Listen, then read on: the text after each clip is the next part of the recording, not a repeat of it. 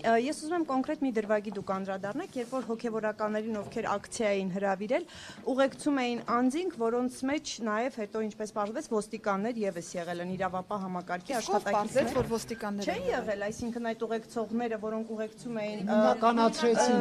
չէ, դուք այսինքն պնդում եք, որ չեն եղել ուղեկցողների մեջ ոստիկաններ, տիկին նախարար։ Ես պնդում եմ, որ տարածքում կարող են լինել քաղաքացիական հագուստ կրող քրեական ոստիկանության ներկայացուցիչներ, բայց ոչ այն պնդմամբ, ինչ որ դուք ներկայացուցիչ շղթայի մեջ եղել են, որովհետև անձանցից առնվազն մեկին նույնականացրել էին այդ շղթայի մեջ քաղաքացիական հագուստով, հետո այլտեղ քաղաքացիական անձինք ոստիկանությունում եւ թե նաեւ ոստիկանության մյուս ներկայացուցիչները ոստիկաններ են, որովհետեւ օպերատիվ աշխատողները հնարավորություն ունեն քաղաքացիական համազգեստ կրելու եւ իրենք տեղում են հասարակական կարգ եւ անվտանգություն ապահովելու տրամաբանության մեջ։ Համազգեստով չէին։ Ես նշեցի արդեն, օրենքով թույլատրվում է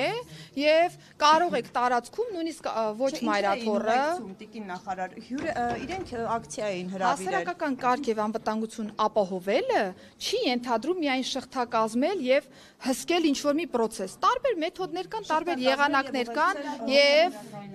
հարգելի գործընկերներ, արձագանքում եմ ու փակենք այս թեման, որովհետեւ նույն հարցերն են, ես նույն պատասխաններն եմ ասելու, ոչ մի լրացուցիչ նոր բան ես չեմ ասելու, ոչ մի բան ինձանից չեք կորզելու, որովհետեւ ոչ մի նորություն չկա։ Արդեն նշեցի, որ տեղում մայրաթոռում ոստիկանությունը հասարակական կարգ եւ անվտանգություն է ապահովել եւ ապահովել է պատշաճ կերպով, եթե որևէ անձ գտնում է, որ մեթոդը, եղանակը կամ այլ հարցեր, որոնք որ առնչվել են իր իրավունքներին,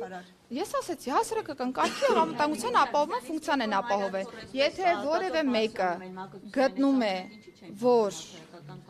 որևէ մեկը գտնում է, որ իր իրավունքների հետ կապված խնդիր կա, կարող է դիմել նախարարություն կամ քննչական մարմին։ Հարցը